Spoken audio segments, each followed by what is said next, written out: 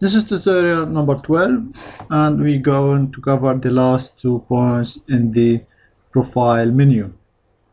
I started a new sketch here, and we already, as we know, talked about the profiles here. Profile and rectangle circle connect the previous tutorial, and now we're going to cover the last 2 points, the axis and point. So let's start making a circle.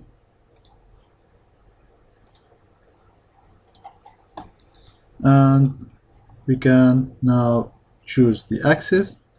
The axis, as we know, to make a center line, for example, for this circle.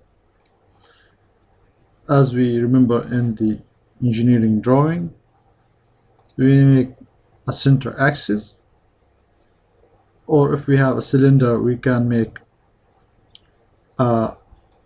or if we have right view of a cylinder, we can make an axis in the middle of it, and also the axis can be used as a reference in drawing, or can be used as a mirror for mirroring, that we're going to see in the next tutorial when we are talking about mirror. And the point simply is to make a point. For example, it can be for helping purposes. For example, we create a point here, we can make another point, and we can assign some dimension for it.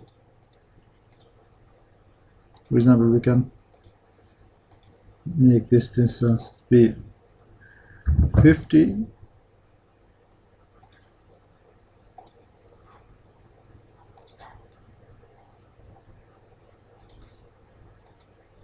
and be sure that this one can be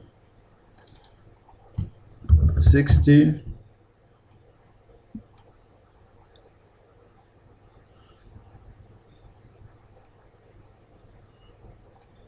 And we can use that point to make a line passing through these 2 points, and here we have a different type of points. We have the intersection point, which draw a point on the intersections. For example, let's draw another circle here, and let's choose the intersection point. If you notice here, you can choose this point, and you can see when we're choosing these two profiles, we created an intersection points.